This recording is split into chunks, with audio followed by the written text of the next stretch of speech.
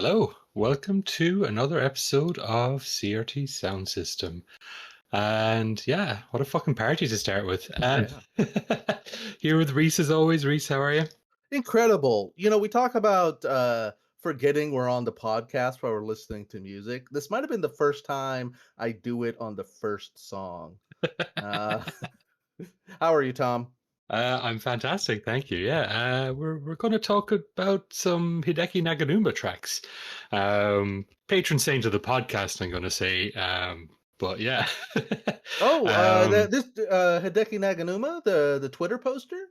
The Twitter poster. He makes music too. We are here with Jimmy returning with us. Jimmy, how are you? Jimmy, I'm good. When I heard who we were covering, I decided that I was going to be on the podcast if you're going to let me or not. So here we are. Hell yeah. Thanks for coming, Jimmy. Yeah. Oh, it's a pleasure. I've been wanting to come back, and now I'm here, and it feels so good. Yeah, this is truly the divine right here. And yeah. What an episode. Yeah. This is what I've been wanting to do for a long time. Like we've covered Jet Set Radio before, but like Hideki Naganuma stuff is just crazy. It's all over, like in the last couple of years as well. Like he's gotten really popular in like indie games and stuff. But just like he's just been one of those people that every time he's put a soundtrack out, I've just been like sitting there like a dog waiting for a toy. Just been like, come on, give it to me, give it to me, give it to me. Come on, come on, come on, come on. Like I'm just like I'm so there for it. Like the first track there was from the Ollie King soundtrack, and I played a remix of one of the Jet Set Radio tracks that was included on this soundtrack in our Jet Set Radio episode. But obviously then I was like, this soundtrack in and of itself is just fucking amazing and just well worth tracking down and listening to. And now I just want to sort of bring that to people and show it to them because this soundtrack is so good. The game is just like an arcade sort of skateboarding game. I think it's one of those very, very Sega type ones, or sort of latter day Sega ones, where it is very much tied to the physicality of the machine, because you've got like you basically just stand in this thing where you stand on a skateboard and you hold onto some rails, and then you do Tony Hawk ride type tricks. I believe it's sort of just like all downhill. I don't think there's any sort of like you don't get like half pipes or anything like that. It's just like doing tricks downhill on a skateboard. But like soundtrack all done by Hideki Naganuma, and is absolutely fucking banging. I mean, first of all, he's brought the guy from Zap back to life, which I really appreciate, and I wish could be more permanent. There's that sort of better thing. That's definitely like a signature track, right? Yeah, like he's it is funny that it is the most Jet Set Radio track you could probably think of, and it's not on a Jet Set Radio soundtrack. But like, if you played that for somebody and you're like, that's from a Jet Set Radio, they would not even like think about it for a second. No. Although, sorry, go ahead. There is one thing that's missing, and that is it has no samples from a member of the Black Panther Party. It's true. Yeah, he does love to have those. The Hideki Naganuma is like one of those artists that is more or less universally beloved, but still underrated somehow.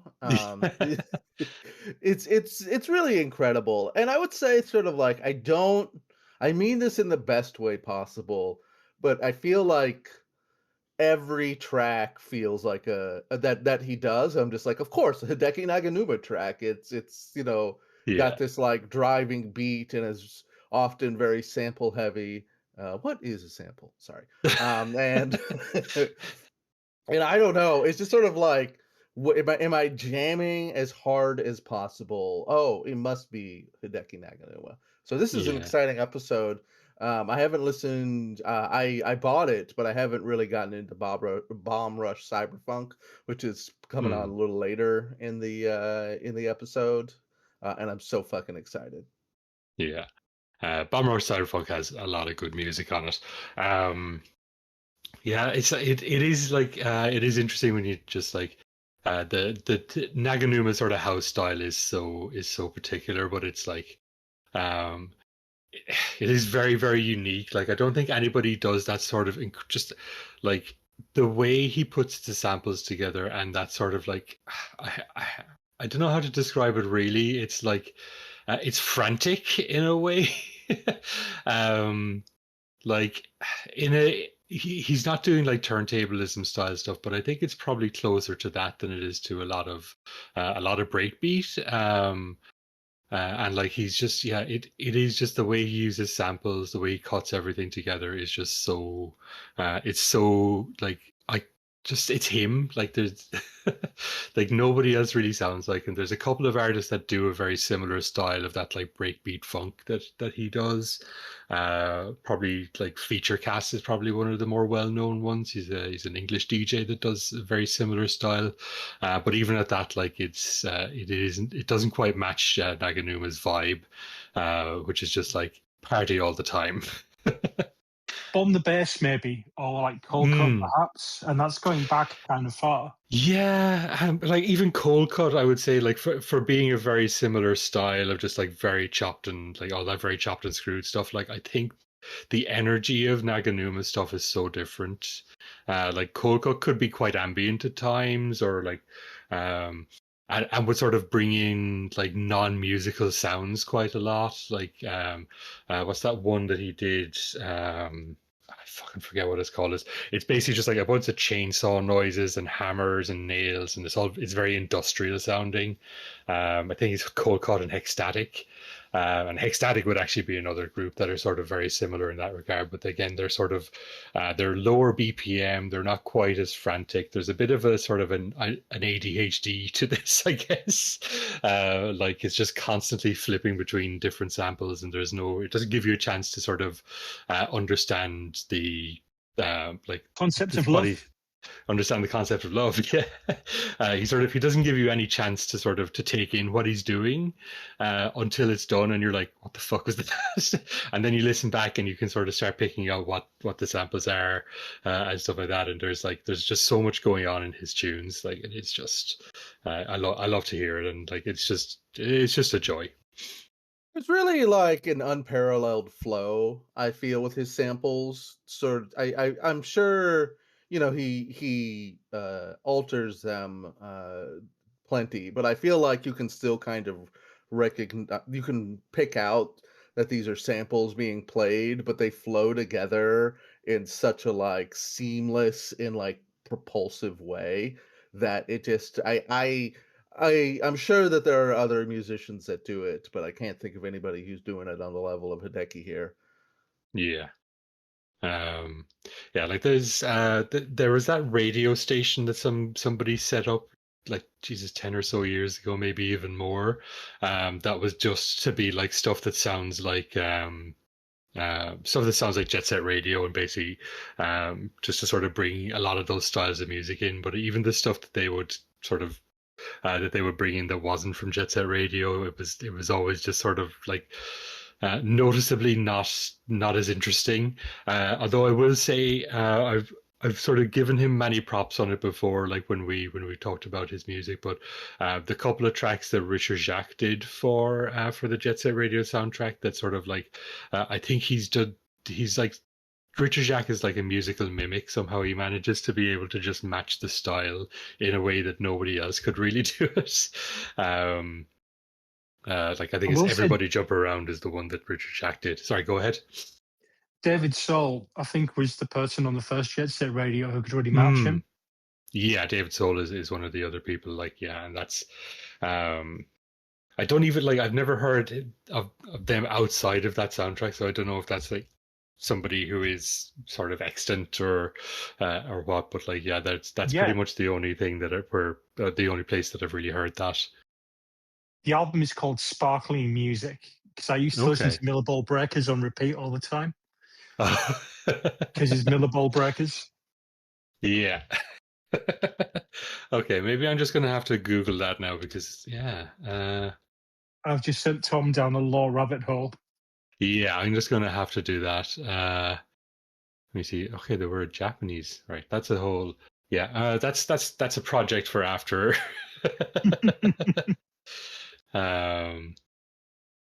Yeah, what is Miller Ball Breakers? Yeah, sorry, I'm just going off now because now I'm just like, oh yeah, I definitely need to check it out.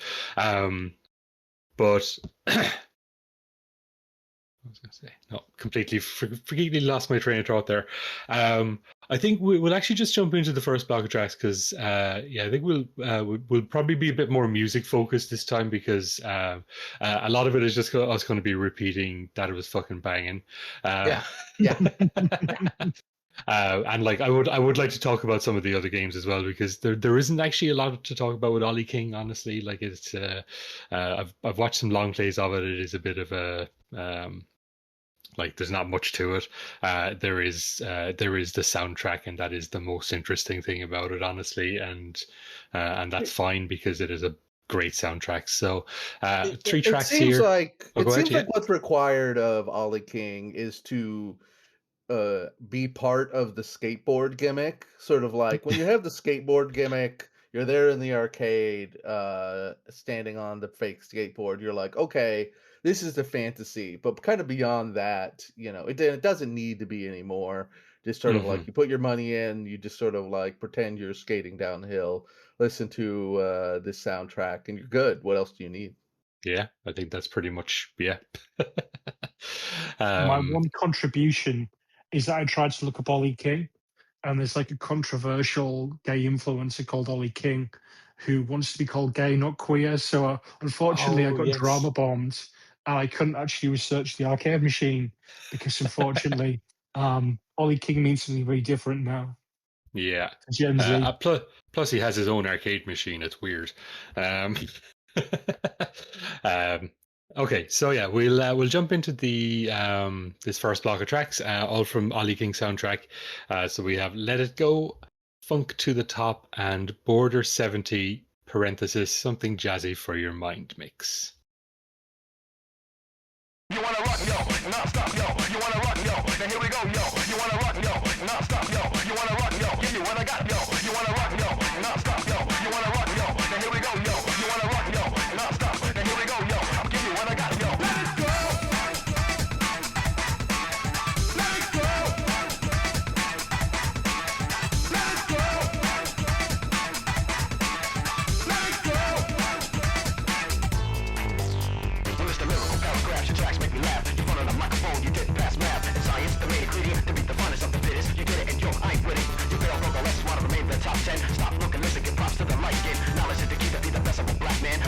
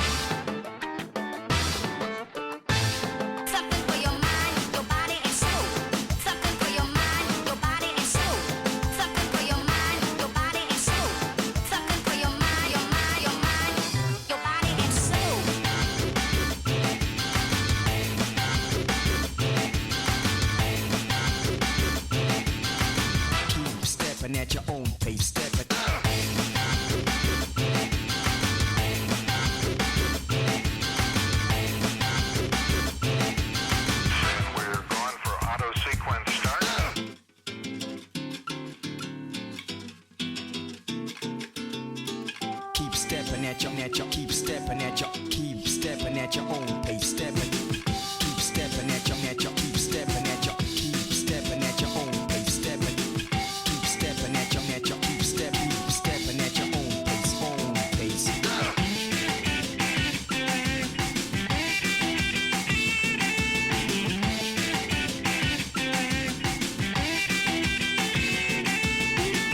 Something for your mind, your body and soul. Something for your mind, your body and soul. Stepping at your own pace, stepping. Stepping at your own pace.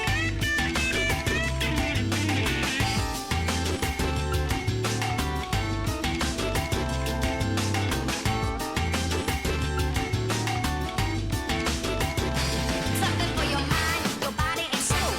Something for your mind, your body and soul. Something for your mind, your body and soul. Something for your mind, your body and soul. T minus 10 seconds. 10 seconds. 10 seconds. Saying we're gone for auto sequence start.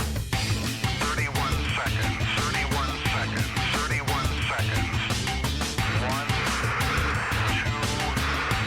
3, 4. Ignition and liftoff.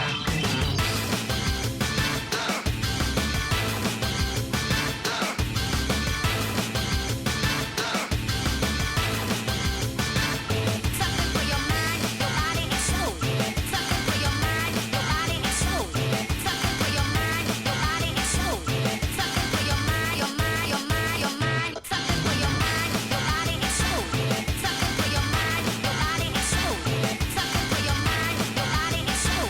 Something for your mind, your body and soul. Fantastic. Oh my god. Holy shit. What a joy. Did you listen to this soundtrack before we went into this, Reese? Because I know that Jimmy was listening to it, but I wasn't sure if you No, sort of decided to go in blind or. I decided just go in blind. I Hell mean, yeah. I don't know. I figured it would just be incredible. Yeah.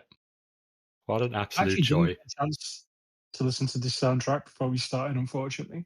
Oh, not this one. Okay, interesting. I used to sit and do like hours of research before every podcast, and now I'm just like, podcast today. I'm gonna listen to music, and that's it. Yeah. Uh, Yeah, I don't put any effort into this. I was literally just looking up stuff while we were listening to the music. I was like, I should probably find some information about what we're listening to.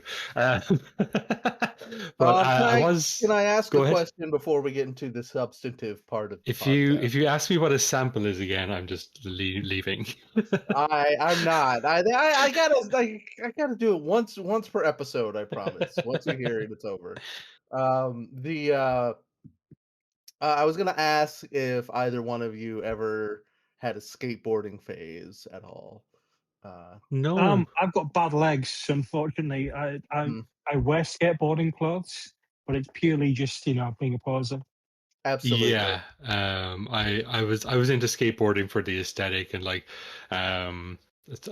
skate shoes and like all my Quicksilver hoodies and all that shit when I was a teen and in my 20s. But like, yeah, I never really had any interest in doing skateboarding.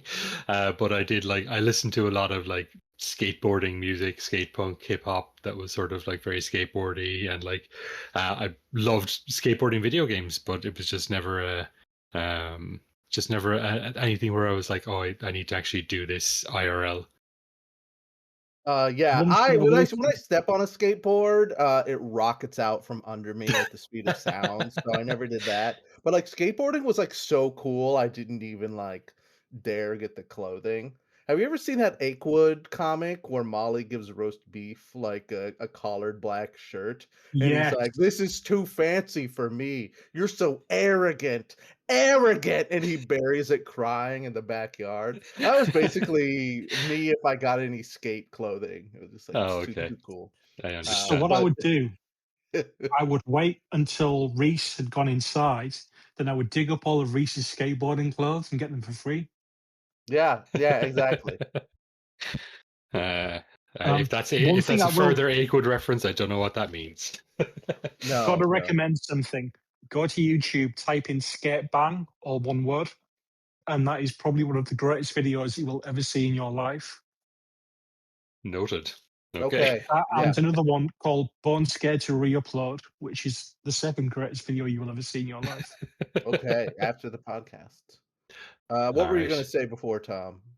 I was just going to talk about the sampling. I was just looking up, like, especially for the first track, like the vocals, and it comes from this sample CD. And we talked a lot about sample CDs on the last episode about Just a Radio as well.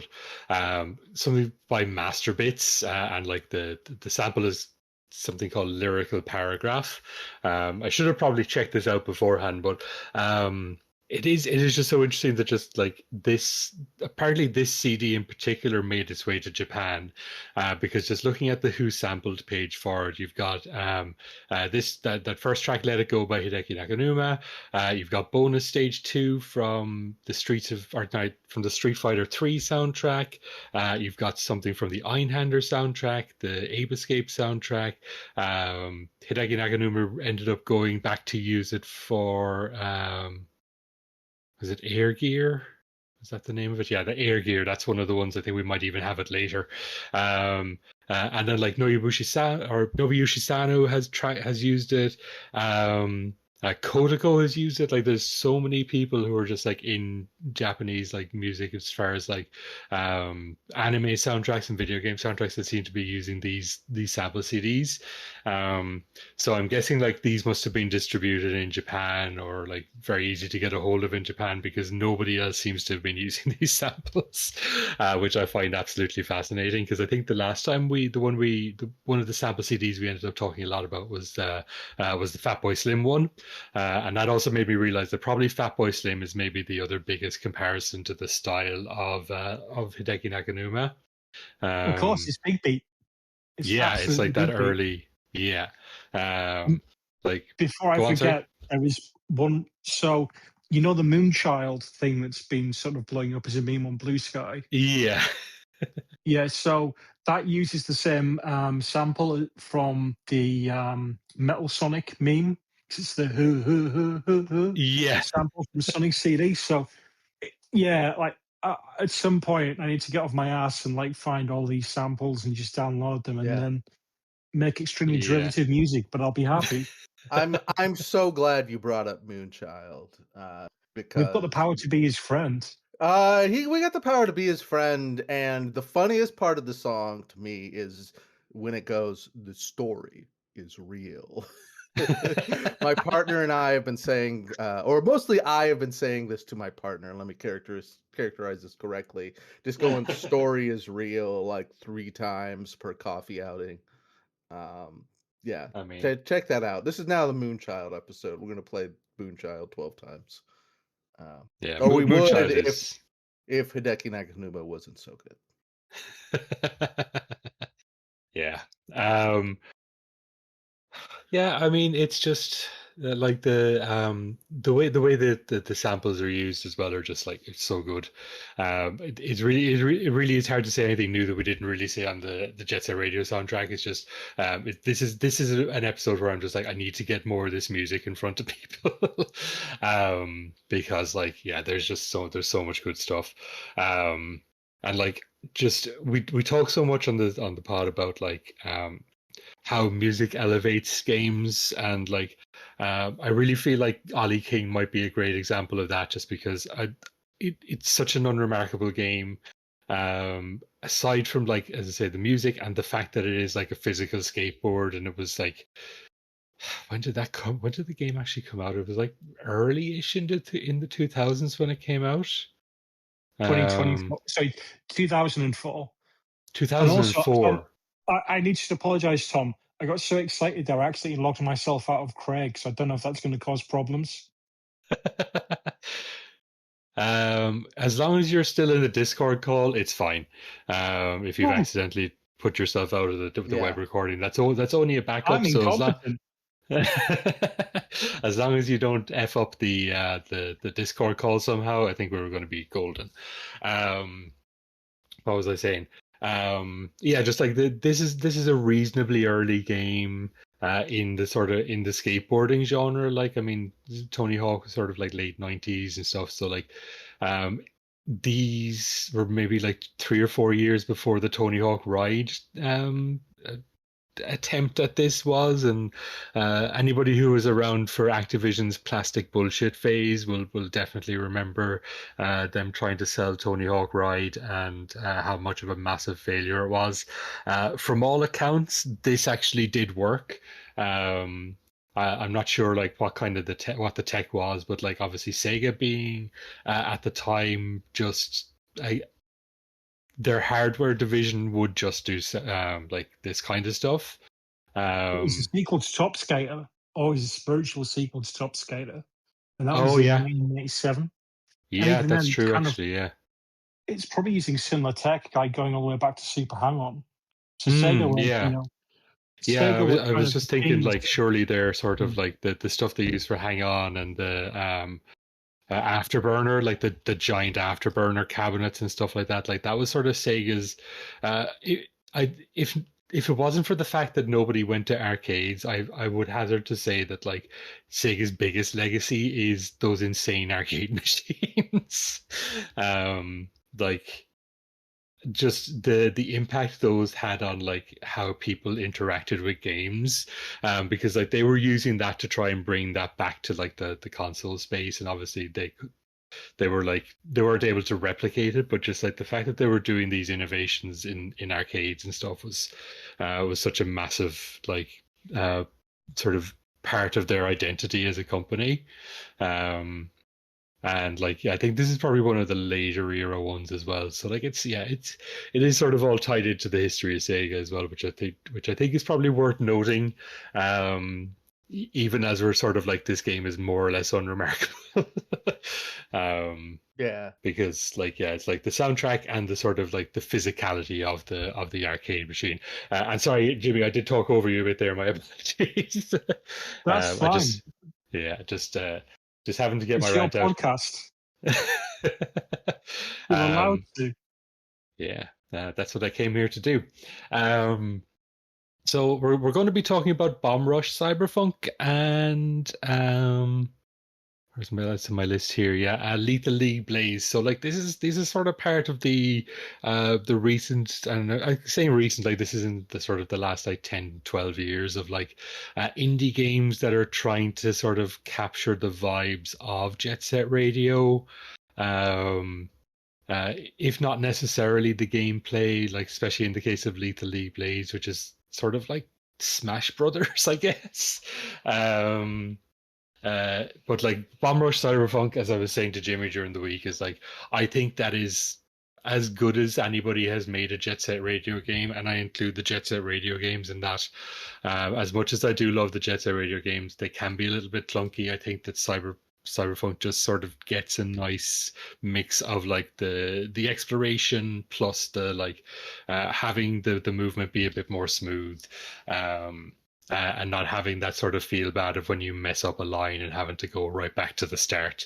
And I know Jimmy's going to give out to me for saying that, but Oh, I've been playing it. I'm currently at the mall, which I've got to Yeah. say very badly designed. New Amsterdam. yeah, the mall isn't Yeah. great. Yeah, I mean, when there are no stairs to a floor and the only way you can access it is by a complicated series of rail grinds and jumps. It's an accessibility nightmare. And this kind Yeah. of gets me to my point. I would say that Bomb Rush Cyberpunk, it evolves the movement system of Jet Set Radio considerably. However, the level design isn't as good, so it's kind of a trade-off, is what I would say. Yeah, I think that is probably fair to say. Like the level design of Jet Set Radio is a little bit stronger. Yeah, for sure. Although things like having to high-five all the robots to get the secret rooms and the unlocks, that's amazing, and that's going to drive me insane. I know that for a fact.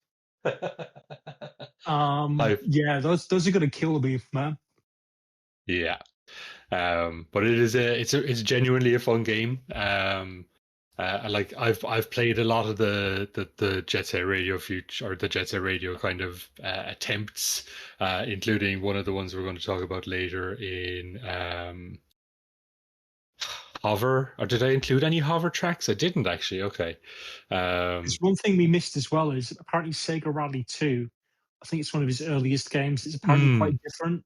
I think it's a bit more sort of standard club. Yeah, it's a bit more clubby. It's not quite the same as what he's doing. Well, maybe I just don't think I have a copy of that soundtrack. Actually, is the only reason it's not in here. But the Hover Revolt of Gamers. Oh, sorry. Go ahead. I was saying maybe I can come back and we can do like an episode on Sega racing games, perhaps. Just kind of. I would dearly love to do an episode on Sega racing games, if only so I can just play some more Mitsuyoshi tracks. What an absolute joy of a man. But yeah, the game that we won't be talking about, but it is sort of part of this sort of indie revival of Jet Set Radio clones, is Hover Revolt of Gamers. It's sort of like a more parkour based, and it's all online, and it is complete dog shit. It's really, really bad. Like it's a terrible fucking game. And it it just really gets by on some like banging songs from Hideki Naganuma and some other people. Like it's not just him on the soundtrack, but like it is not a good game. And it's sort of the story is about gamers, and how gamers are actually really cool, and gamers are the new skaters, essentially. Is it like that? Is it like that Batman and Batman Beyond? I think it was. It's like the most oppressed class of all, gamers. Yeah, it is quite literally. God. Yeah. So that's where Mark Kern's chibi avatar must come from, then. Yeah. He is a revolting gamer. He is the revolting gamer. Yeah, and then Lethal League was the same team that it is Team Reptile. So Lethal League, which like I said is a sort of a mix between Pong and Smash Brothers, is pretty fun. Like it got a bit of play at like fighting game tournaments as a side game. So I remember sort of playing that quite a bit when we were playing other games. So it is quite a bit of fun, and like the music is very, very, very good as well. But like that team then went on to make Cyberfunk, and like for that they got him to do a couple of tracks, and I think again it was just sort of as a part of like trying to be like, we are doing the Jet Set Radio thing. Please come and enjoy it, and like it is a very fun game. I would recommend playing it if you've got a night and you've got some beers, and you just want to fuck around with your pals. But yeah, they obviously then went on to make Cyberfunk, which is a little bit more sort of fleshed out and more of an actual attempt to be a Jet Set Radio, for better and for worse in ways. Go on, sorry. Lethal League is extremely fun. I never played Blaze, but the first one, and there is sort of like. For this is unfair, but there is a kind of primitive aspect to the gameplay where it's sort of like, okay, we're just bouncing the ball back and forth forever, and it's got a lot of attitude. But I still think it's extremely fun, and I like. Yeah. And Blaze kind of looks like a much more full realization of the idea, and I think it's a very. If we were still in a society where we did couch co-op, it would be the perfect game to toss on, like twice a month. Mix with everything else. Is it kind of dive kick coded? A little bit, yeah. Actually, it's got a bit of a dive kick DNA to it, I think. Yeah, and like Windjammers, I see a lot of Windjammers in it as well. Windjammers, what a banger. And that's like, and again, like that, like Windjammers sort of got grandfathered into the fighting game community. at a certain point, just because it was a game that people played on the side when they were between rounds. And I think sort of when Lethal League came along, it took that place a bit too. I definitely remember like being at tournaments and stuff, and even just like nights where we would run fighting games, and you'd have people just sort of in between their rounds would just jam some Lethal League in the middle. But yeah, we'll jump into this next block of tracks. So we've got 3 tracks from Bomb Rush Cyberfunk and 1 track from Lethal League Blaze. So we have Jack the Funk, Get Enough, The People, and Ain't Nothing Like a Funky Beat.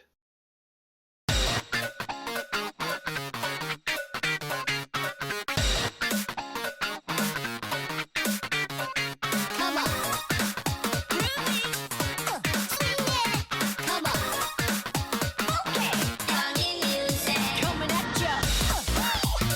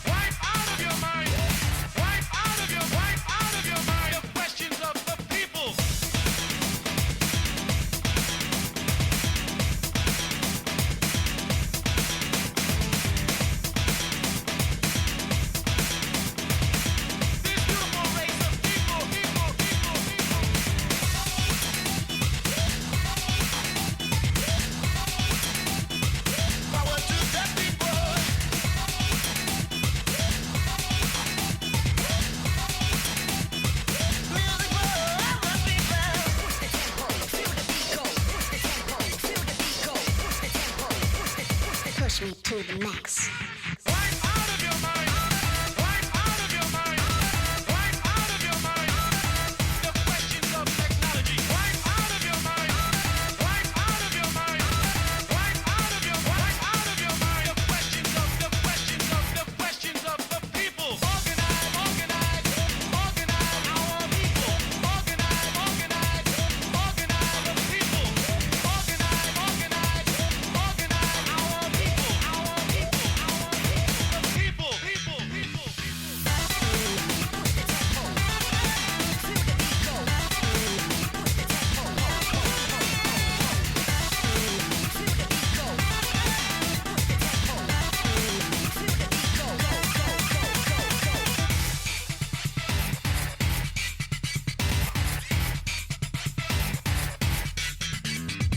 Right out, right out, out, right out of your mind.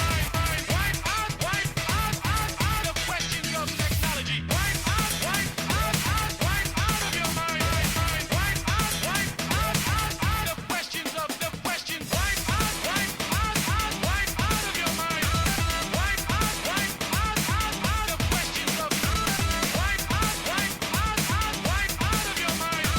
Right out, right out, out, out the questions of the people.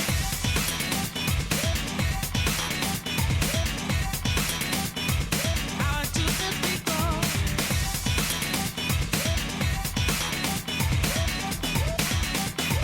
Music for our people.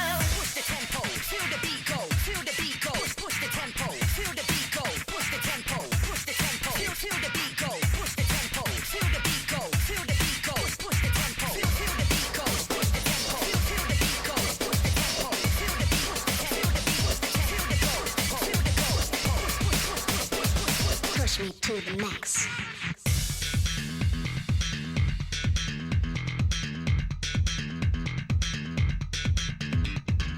This beautiful race of people, the beautiful race of people, this beautiful race of people, this beautiful race of beautiful race of beautiful race of people, this beautiful race of people, the beautiful race of people, people, people, people. Organize, organize, organize our people. Organize, organize, organize the people.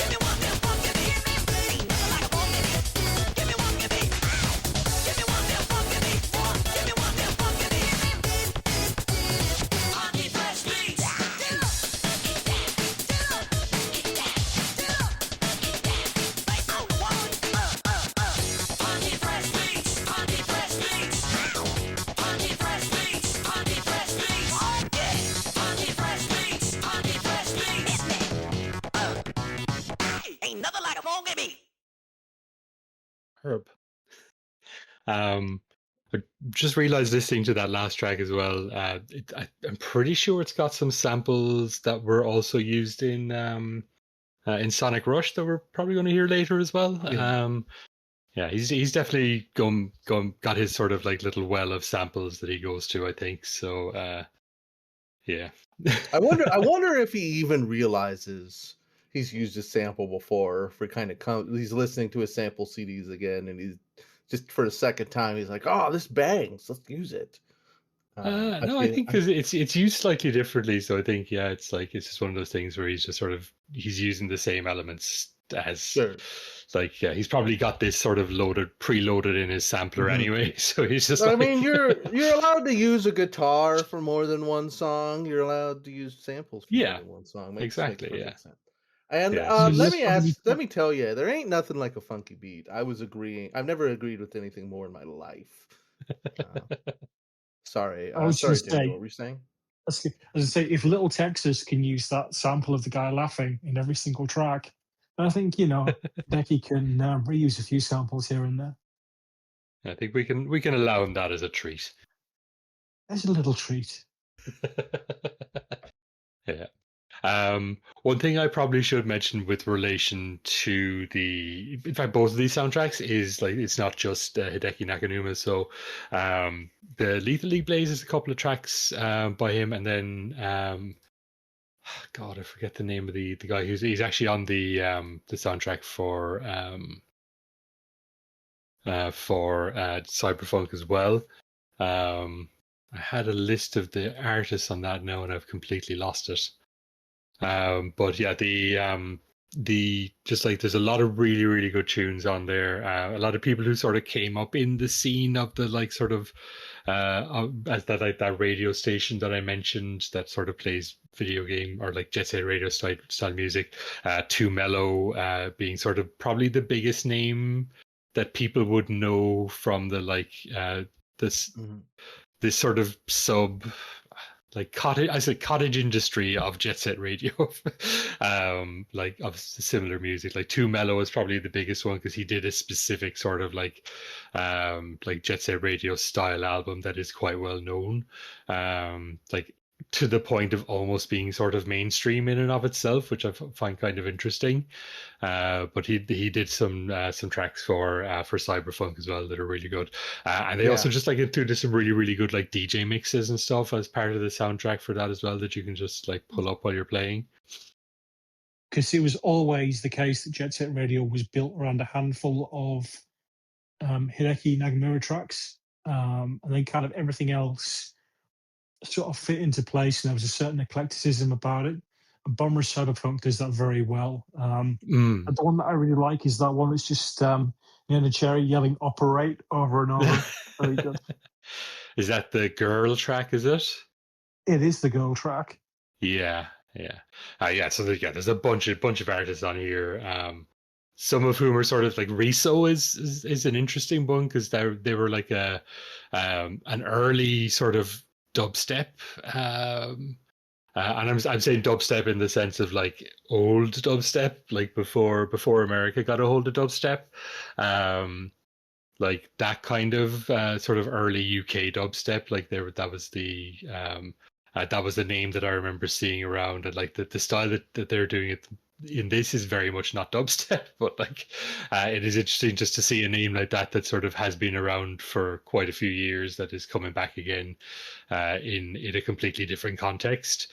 But yeah, like there's a bunch of music on it, a bunch of really really good DJ mixes as well. Like there's just like really really well put together soundtrack. Like whoever like arranged that soundtrack and put it together, like the music director for that game did a really goddamn good job of it. Like it is, like I think it does a sort of a similar thing to Jet Set Radio as well, where like different factions have different styles. So like you have some that are more Jet Set Radio styles, some that are like more house music, some are sort of like electro, and some are closer to hip hop. So like there's a good sort of spread of of like different genres, which I think is good and sort of in the same vein as Jet Set Radio as well in that regard. It's one of those games that makes you feel cool just by playing it. For sure.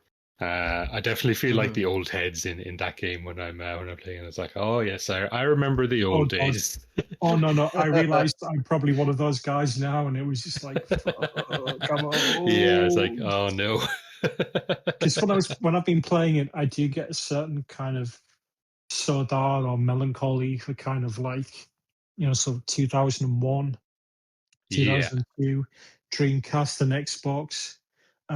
So I'm kind of playing, I'm enjoying myself, but I'm also thinking, where do we all go so wrong? Um, but that's how art makes you feel. Even if that Yeah. art is about skating around a city and doing graffiti. And I just want to say, by the way, if anybody listening looks like one of the Futurism Respirator girls, DM me. I, I really do think that a sort of COVID cautious techno skateboarding girl would fix me. I So think, yeah, yeah, absolutely. I'm sure there are many of Jimmy's those DMs in are your open. audience. Yeah. Jimmy's So yeah, DMs are very much open. If you're if in any further attempts to get a girlfriend on the podcast, you're gonna have to pay for the premium tier, Jimmy. I'm sorry. Your free trial has run out. yeah. As it is, Um, I'm just sort of paying emotionally by embarrassing myself. But fair enough. I Yeah. just wanted to mention with Too Mellow is that not only did Too Mellow do some music, Too Mellow's entire branding is Jet Set Radio themed. He's his avatar. At least I haven't looked at him recently. Was him dressed up as Beat, and all of his like Too Mellow like graphics on CDs and stuff look like um that look like Jet Set Radio, but Yeah. except for the Chrono Trigger one, it's different stuff like that. But generally, Tumelo is perhaps the most Jet Set Radio micro niche artist out there, at least in the America type people, the West, I should say. Yeah. and that reminds me of one thing I did want to mention, which is that Bomber Cyberfunk has a perfect use of those like early 2000 fonts. Like, you'd Mm. go on like Oh, 1001fonts.com and just like download all these weird as fuck 90s fonts or like early yeah. 2000s fonts. That's a big part of the nostalgia, I think. And in a sense, that's kind of like his music is kind of like an expression of that same feeling. Um, Yeah. because one thing I did want to mention, I think it's called the Jog Jog Hip, or the Hip Jog Mm. Jog. The first thing he worked on for Sega was it's an LCD beat matching game, like a little scratch wheel and a couple of buttons. And it's one of those wonderful 90s devices where it kind of has like a sort of big, weird shape that isn't square. And it's kind of like a delightful tactile little device. Yeah. The kind of stuff we don't really get anymore. And I think that also sums up his music. It's that same kind of things weren't as stratified back then. People were still kind of working things out. And I Mm. wish we could go back to that same level of experimentation and diversification and to make things that were whimsical rather than purely functional. Although Yeah. purely functional is kind of at a premium these days. I would love something that was purely functional. Oh my goodness.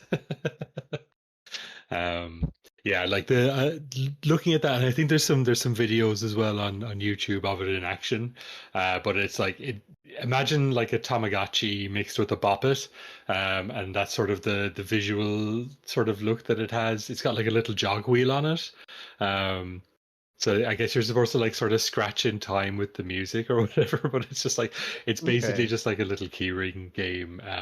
Yeah, and like I do love that, and even like in talking about like the Jet Set Radio, like the The Dreamcast VMUs, like that kind of thing, was such a big thing for me. I loved just having like just a little icon, and like some of the games you could like take it out and play your little Chow Garden or whatever, the Chow Yeah, Raising well, games and stuff like that. it was incredible. Yeah. Like that sort of era of technology is definitely something I yearn for. Sadly, it has been taken from us because somebody needed to make more points on their stock portfolio, unfortunately.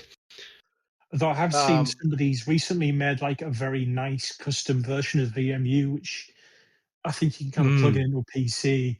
You can upload things, download things to it. That looks really cool. And I probably want to get that for when I get my Dreamcast set back up. I've got like an ODE and Dreamcast, so I can just like throw whatever I want at it and play all these weird as fuck games that you can get anywhere now. Yeah, Shout out Seven Plus Revolution. yeah. I'm looking at my Dreamcast right now, and it's been a long-term project of mine to put an ODE in it. I really should get around to it. I got one of the ones from the Russian guy that used to. Oh, I you think got I one of got it just those. before yeah, the crazy Russian 3DO guy that's like very cantankerous. And I Yeah. got him just before he started demanding Bitcoin, Big currency or Bitcoin. cryptocurrency. Um, Bitcoin fans, I have no respect for you, so I'm not going to apologize for that. But yeah, that's really good. But I think they're probably rose hen's teeth now. Yeah, I do. Yeah, I don't think you can get those as easily. I think sort of the wars sort of put a stop to that. Um, but a there are other ones as well, and you can get like knockoffs of them that I believe are pretty decent on like AliExpress. Hmm. The people have just like cloned them and they're up on AliExpress. So as I understand, those are okay. Um, but it's just Interesting. it is a bit of a project, so I just need to get around to doing it at some point. a Tamagotchi mixed with a Bop It sounds like a little virtual creature that you can smack and twist and pull, which I don't approve of. I don't like that, Tom, and I'm canceling you. I'm Sorry. sorry. I've yeah. I'm very very sorry. No, I'm the reason you should be sorry is because you said it on the pod. Now we can't secretly develop it and release it. So perhaps we can get some kind of NFT integration. We'll work on this. Yeah, Um, we'll talk later. Yeah, so we're going to jump into the next block of tracks shortly. So this one is a bit of a grab bag of just random crap, well, not crap, but random stuff. We've got tracks from Monkey Ball Banana Blitz, tracks from an anime called Air Gear, which is a sports anime based on like rollerblading. It is a bit Jet Set Radio coded, so it makes sense that he would do the soundtrack for that. I'd never seen this or heard of it until I downloaded the soundtrack, and for a long time I just assumed it was a game, because I think there's a very similar sounding PS2 game. I think it's Air Grave maybe or something like that. That was sort of like extreme sports coded too. So I think I might have just conflated the two in my brain.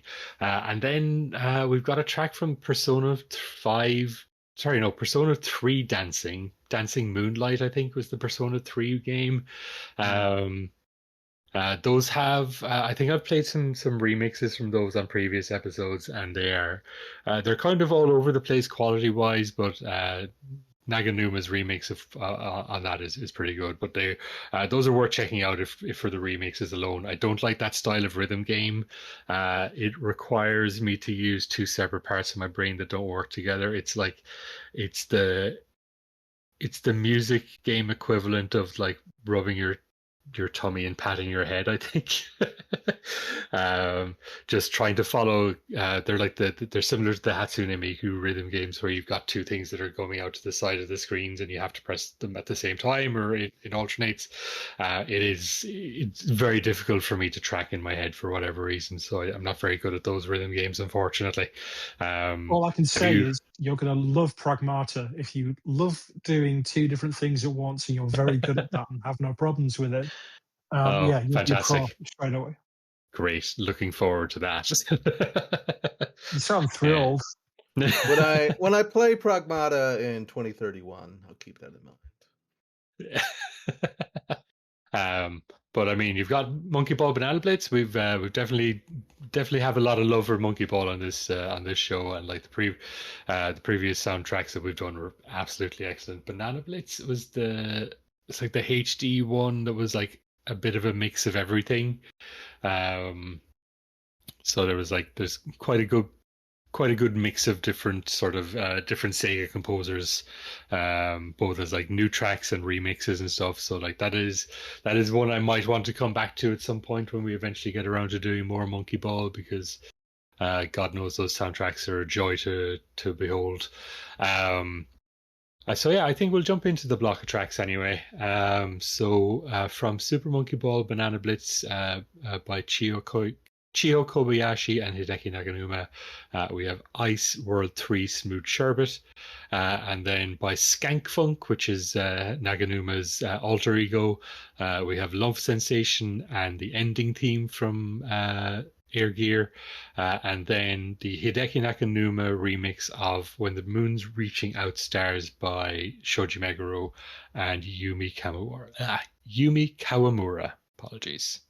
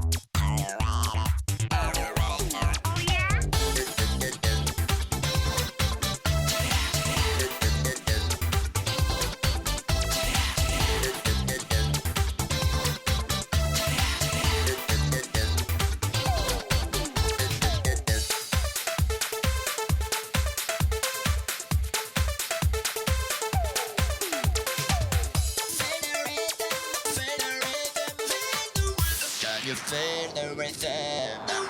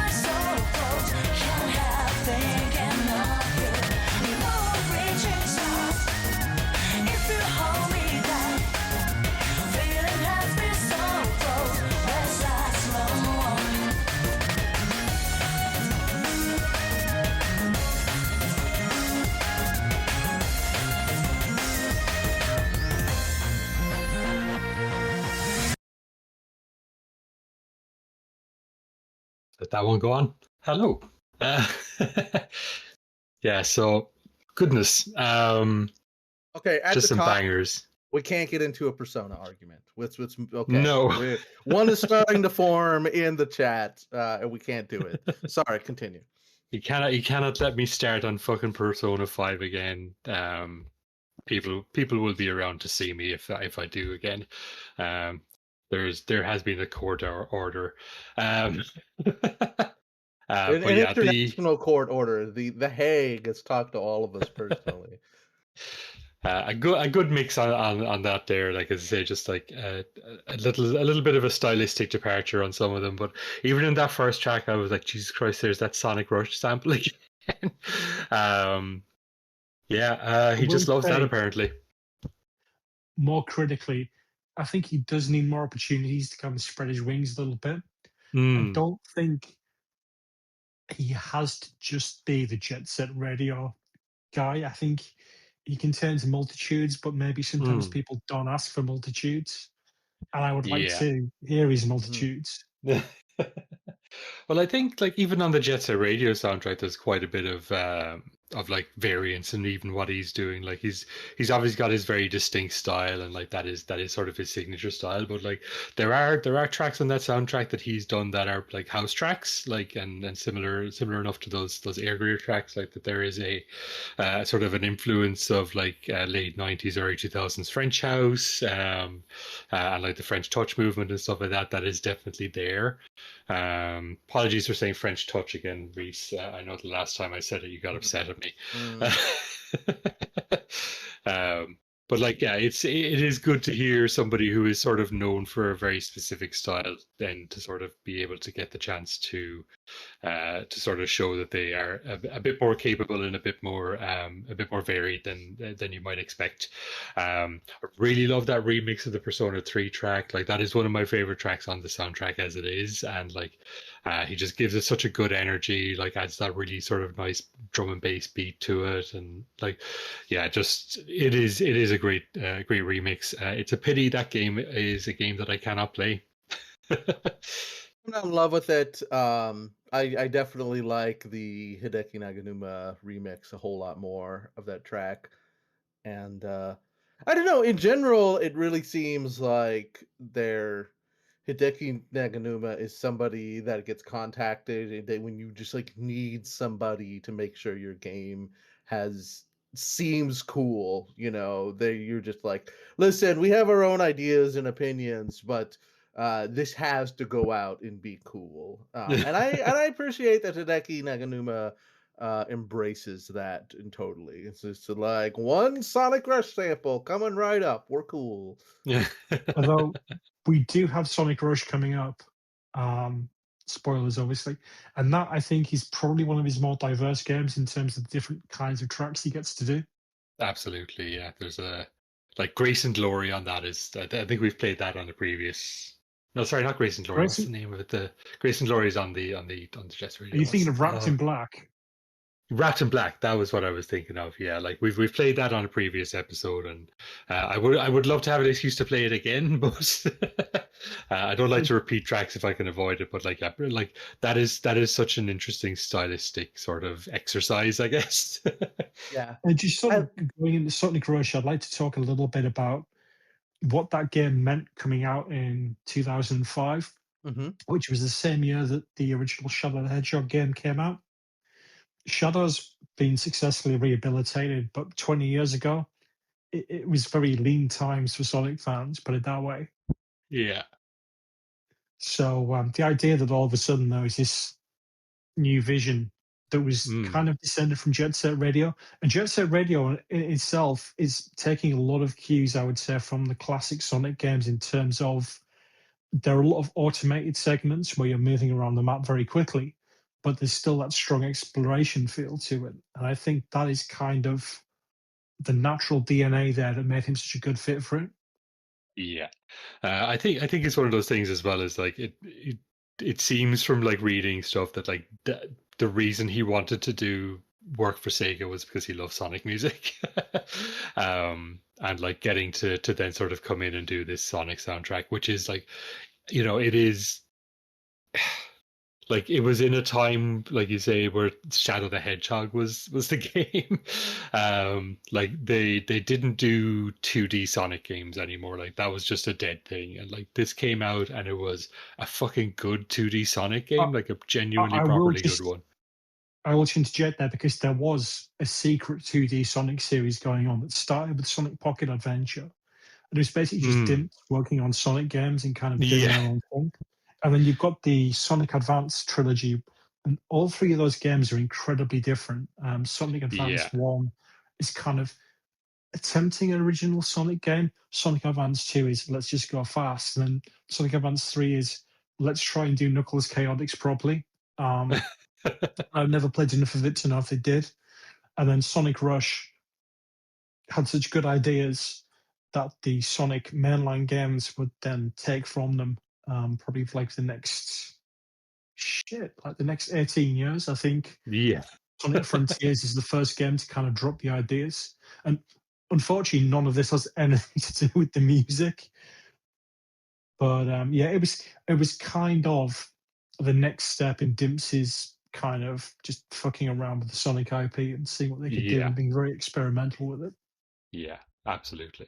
I didn't love the Sonic Advance games. Like I thought they were okay. I just thought that the Game Boy Advance was not a great system to play Sonic on, especially if you had an original Game Boy Advance.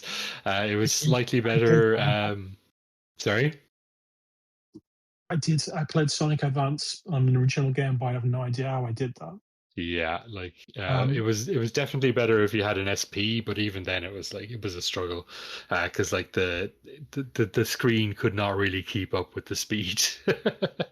um, Definitely plays a lot although, better if you emulate it. because the advantage Sonic Rush had is it wasn't running on the Game Boy Advance sound hardware, which Mm, was basically more or less the Game Boy sound hardware. yeah. And that's a whole other yeah. I'm sorry, I've opened like Justice for 6 cans of worms. Castlevania Harmony of Dissonance.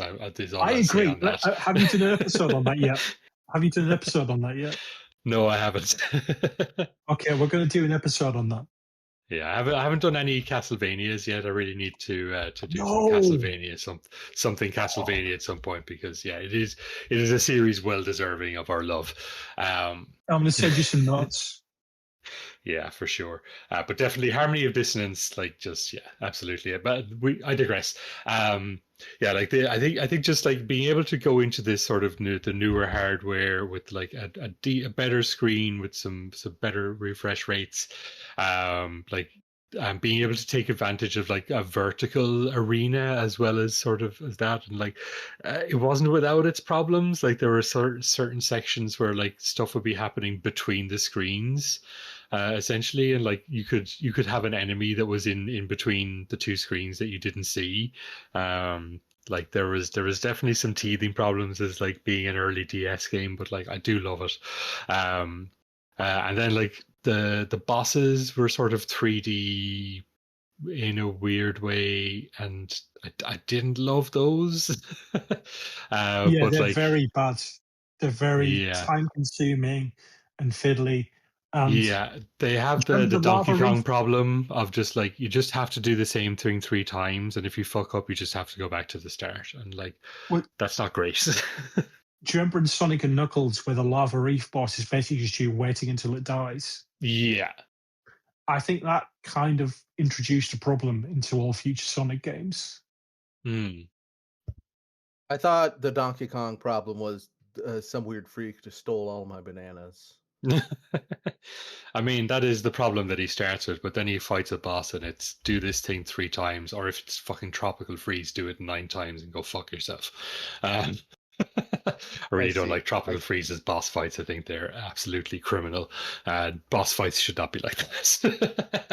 I know nothing this is about Donkey Kong games, so I'm just sitting here sort of blissfully unaware. Well, I'm blissfully talking unaware, about the Donkey Kong games because I haven't played any of the Sonic games. but I appreciate Sonic. I love him from afar. Yeah. One thing I do think that's really cool is how you mentioned, Jimmy, that like this sort of influenced a lot of the later games, and one really cool thing that they did that's worth noting for Sonic Generations was like rather than having like all the levels based on the like main games on the 3DS version for Generations, it's basically a Sonic Rush sequel. So like they've got a bunch of new remixes and stuff by Hideki Naganuma, and it plays for the most part like it's like a Sonic Rush game. And I thought that was really cool that they didn't just try and like copy over what they were doing in the 3D versions. Like they made an actual completely new game. And they just sort of had the basic same sort of level structure. And I thought that was such a cool thing to do, of just being like, this is the DS version that is looking back, or sorry, this is the 3DS version that is looking back on the 2D games, and more specifically on the portable games. And like that was a really cool little touch that they did for it that they didn't have to, and I think that's really commendable, and nothing to do with Sonic Rush, but just a cool thing about Sonic Generations. A game that I have mixed feelings on. But a game that I don't have mixed feelings on, certainly Sonic Rush. And a big part of that is the soundtrack. Like I do remember it came out shortly after I bought my original DS, which I had bought for Dawn of Sorrow. And then like Sonic Rush came out, and I was like, oh cool, a new Sonic game, I'm going to pick that up. And then got home, started playing it, and I was like, what the fuck is this music? And then I went and looked it up, and I was like, oh god, it's the Jet Set Radio guy. And I didn't really know who he was at the time. I was just like, I knew the Jet Set Radio had bangers. And then I was like, this has bangers too. And immediately went and found a rip of the soundtrack to listen to it, so that I didn't have to just play the game on the terrible DS speakers to hear the music. But yeah, absolute we've played stuff from this soundtrack before. So some of the better known tracks are maybe not going to be here, but I've got so much to pick from here. I feel like we've talked about this game so much that I was surprised that there was music on it that we hadn't played yet. Yeah, I mean, if I could probably still go back and do another full episode on this soundtrack, just because there's so many other things about it. I mean, I certainly feel like we'll have an excuse to do at least a couple of tracks from it at some point in future. I do love an excuse to talk about Sonic music. So yeah, we'll jump into this last block of tracks. So I have 4 tracks from Sonic Rush. We have What You Need Blazy Mix, Ska Cha Cha, and A New Day.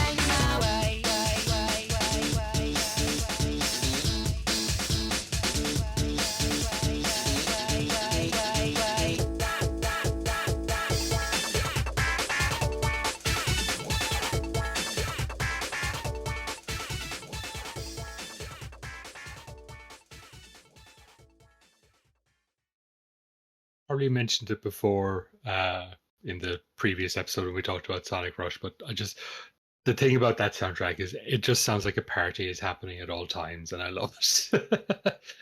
It's got a similar vibe to like the early Good Future stages in Sonic CD. Just sort of like everything just feels like a party is happening at all times during the level, and you're just having the best time when you're running through it. 10,000%. Yeah. You also have the Sonic is a little bit goofier, whereas Blaze's stuff, it's kind of got more like you heard it in that it's got Cynthia elements. It's kind of so it kind of distinguishes very well between the two different personalities of the game. Yeah. No, I think that's as I say, it's right in the era of like Sonic and his stupid animal friends, and I think Blaze is kind of one of the least annoying versions of that, honestly. Like there's a bit of a like here's Sonic's new girlfriend kind of thing, but like I do think she's a good character that sort of like has stayed within the series. Showed up as pretty recently as, but I'm not quite sure what was she in Frontiers? She wasn't. I would just like to say What to was any she in sort of recently? the Hedgehog fans listening, Tom didn't mean that when he said that Blaze was Sonic's girlfriend. Please don't kill us. She shows up a I didn't lot. mean that literally. I'm just, in the sort of like, here we've created this character who's going to be your whichever character you identify with the most, like that's going to be their girlfriend. Like that kind of. Every There was statement raises more questions than answers. Well, there's a whole thing because she has a completely different backstory in Sonic 06. And there's kind of like debate as to which game she was intended for first. Okay. I'm going to infantilize myself a bit here. There are canonical Sonic the Hedgehog comics that are still ongoing and like very popular. I think they're like maybe keeping IDW afloat at this point, but they're written by Ian Flynn mostly, some other writers as well. So it's finally canonical to the games, or rather the games are canonical to it, and it's technically canon. But they use Blaze Silver, a lot of the characters in that, fairly effectively as well. It's kind of like a shonen manga almost, which is crazy. That's interesting. Okay. But I will say, go ahead. I've always had a high tolerance for the weird friends because I always thought that Chaotix was kind of like a cool idea in concept. Obviously not in execution, but Sonic Rush they've basically played the same, and they just making you play the game twice to get the proper ending. And it is padded out, but it does mean we get remixes of all the tracks, which is wonderful. Yeah, so that's where you heard the original mix and the Blazy mix, and I think there's one for each stage. Yeah, and it's like it's got that sort of Sonic and Knuckles thing as well, of like the game sort of plays a little bit differently whether you're Blaze or Sonic, and there are different paths you can take. So like, it's not exactly the same. It's not like the second half of like Devil May Cry 4 where you're just going through every stage exactly the same way again, with very little variance. I must have completely fucking misremembered that she was in recent games, because apparently the most recent game she was in was like a tennis game. I thought she was in like Forces or one of the more recent games as well, but she's in the mobile games. Yeah, like I know she shows up in like the mobile games and like Racing Transformed and Cross Worlds and stuff like that, or whatever it is. Whatever the most recent one, I know she was in that. But I thought she was in like a main game recently as well. But yeah, I must have misremembered. There's too many stupid Sonic furry friends at this point. I'm sorry to all the Sonic furry friends enjoyers. So to just bring it back to the subject of our podcast, Hideki wanted to work on Sonic Rush Adventure, but apparently he was like stuck on a Yakuza game and they wouldn't let him. So that game has a kind of weird. Some tracks are kind of emulated versions of his style. There are some tracks like what's it? It's that Ruins one later. It's like a certified banger. It sounds kind of like Exterminate by Snap. And that's got some good stuff, but it's not the same. And I think that's kind of why it's been forgotten. Yeah, it is. There are some good tracks on there, yeah, but it definitely feels like it's trying to be Sonic Rush and sort of not quite reaching it. But there are like a good couple of really good tracks on there as well. I thought he did contribute one or two tracks, but just looking at the track list here, he doesn't look like he did. So yeah, I guess he was just sort Somebody of did stuck that. doing Yakuza stuff. Yeah. Somebody did like a very good simulacrum. I think it's mainly the boss music that sounds similar, but I could be misremembering. Mm, Bosses are also very tedious in Sonic Rush Adventure, and they pad that game out hugely with like little rhythm mini games as well. So yeah. I yeah, didn't get very far in that one. I wasn't a big lover of it, but yeah. Yeah, and some good tracks, and like not to talk badly on Tomoyo Itani, who's like somebody we've talked about before. I think he did some Fantasy Star stuff, like so. Absolutely. Oh yeah, and he's Sonic Adventure 2 as well. Jesus, how could I forget that? But like, yeah, we've like we don't want to just say that he's not done a good job, but I just don't think that was his style that he was really comfortable in. So yeah, you could definitely feel that like the people sort of outside of their comfort zone doing that, unfortunately. I think that might be one of the reasons why he left Sega eventually, just to kind of do his own thing. Although he has worked Yeah, for Sega since then. He yeah, I was think going to work on Streets of Rage 4, but apparently they couldn't make it work in the end. no, that is a pity. Streets of Rage 4 is another one I'm gonna need to take a look at, take a run at that one for sure. That's got some bangers. Yeah, I think we'll finish up with that. Getting just past 1 a.m. now for you and me, Jimmy. So I we have better no get sleep ourselves to cycle, bed. but you kind of do have to be in bed, so I feel bad keeping you up. Yeah. Nah, this is 1 a.m. is regular enough for me, especially on podcasting night. Yeah. Um, This so is excellent time, to be honest. yeah, this is peak podcasting time. Yeah, so thank you again for coming on the show, Jimmy. We'll definitely have to have you back again. We've talked about a lot of different possible future subjects, so absolutely, we'll love to have you back on.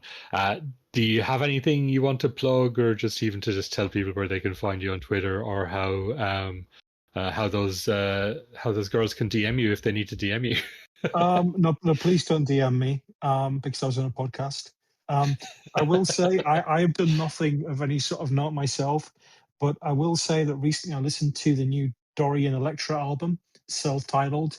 Definitely check that out. It's a bunch of very weird cover versions. It's excellent. I think everybody who listens to this podcast will really enjoy it.